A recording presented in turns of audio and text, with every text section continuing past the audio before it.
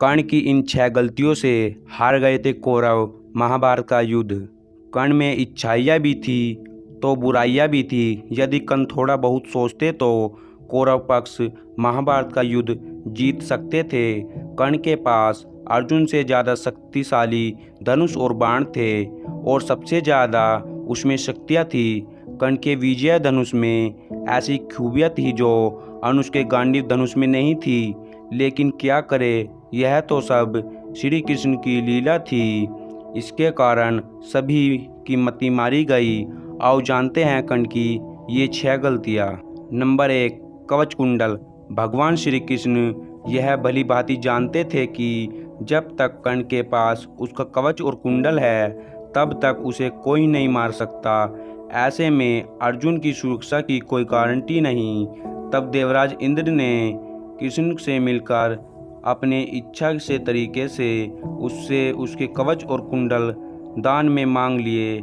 लेकिन कालपुरुष की आवश्यकता वाणी के कारण इंद्र को कवच कुंडल के एवज से अपना अमोघ अस्त्र देना पड़ा। यह अमोघ अस्त्र एक बार ही चला जा सकता था, जिसके कारण शत्रु कितना भी शक्तिशाली हो वह गारंटी से मारा जा सकता है। नंबर 2, अमोघ अस्त्र।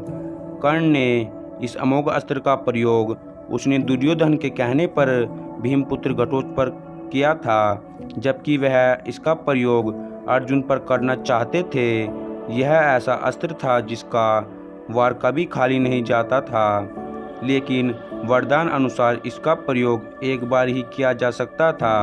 यदि कर्ण यह कार्य नहीं करता तो युद्ध का परिणाम कुछ और ही होता। नंबर 3, परशुराम से झूठ बोला। जब द्रोणाचार्य ने कर्ण को ब्रह्मास्त्र विद्या सिखाने के लिए इनकार कर दिया तब वे परशुराम के पास पहुंच गए।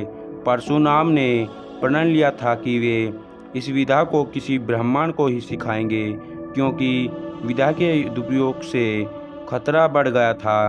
कर्ण यह सीखना चाहते थे तो उसने परशुराम जी के पास पहुंचकर खुद को ब्राह्मण का रूप बताया और उसने यह विद्या सीख ली। जब परशुराम को यह पता चला तो उन्होंने क्रोधित होकर कर्ण को श्राप दे दिया कि तुम मुझसे जो भी विद्या सीखी है वह झूठ बोलकर सीखी है, इसीलिए जब भी तुम्हें विद्या की जरूरत पड़ेगी, आवश्यकता होगी, तभी तुम भूल जाओगे और कोई भी अस्त्र का प्रयोग नहीं कर पाओगे।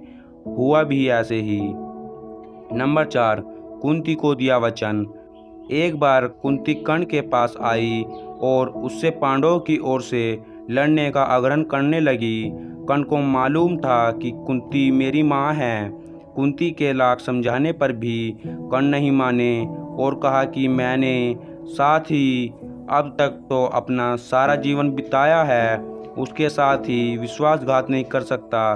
तब कुंती ने कहा कि क्या तुम अपने भाइयों को मारेंगे। इस प्रकार कर्ण ने बड़ी ही दुविधा से स्थिति में वचन दिया।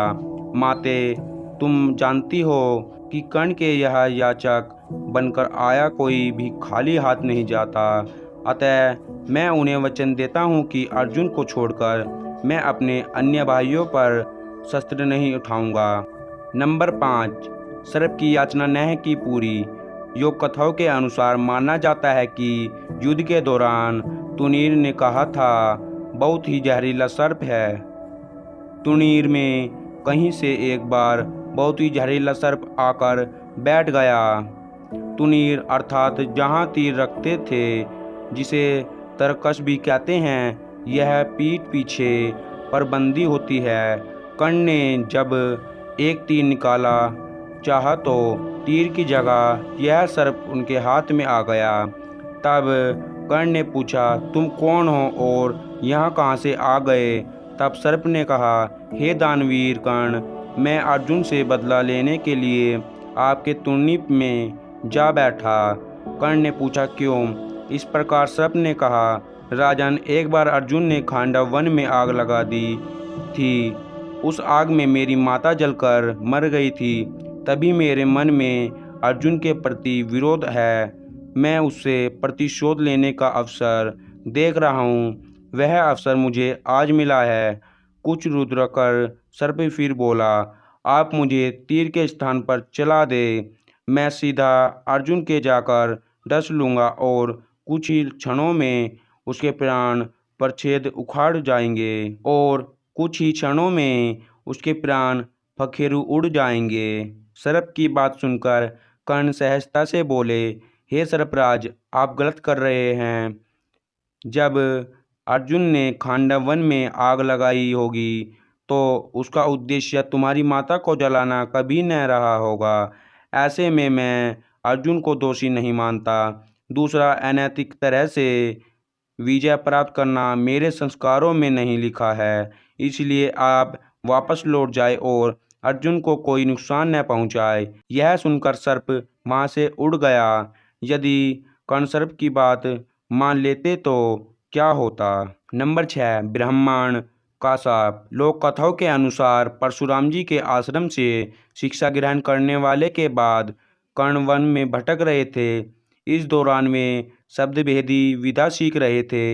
एक दिन जब वे इस विधा का आभाष्य कर रहे थे तब उन्होंने एक गाय के बछड़े को अन्य वन्य पशु समझकर शब्द भेदी बाण चला दिया और उस बाण से बछड़ा मारा गया। तब उस गाय ने बछड़े से स्वामी ब्राह्मण से कर्ण को शाप देने के लिए जिस प्रकार उसने एक हास्य बछड़े को मारा है, वैसे ही एक दिन वह भी मारा जाएगा, जबकि वह खुद को हास्य महसूस करेगा और जब उसका ध्यान सारा अपने शत्रु से कहीं अलग किसी और काम पर हो। दोस्तों, आपको यह वीडियो कैसी लगी हमें कमेंट बॉक्स के जरिए शेयर जरूर करिएगा। और हाँ दोस्तों, मिलते हैं आपको अगली वीडियो में। तब तक के लिए जय श्री कृष्ण, हर हर महादेव।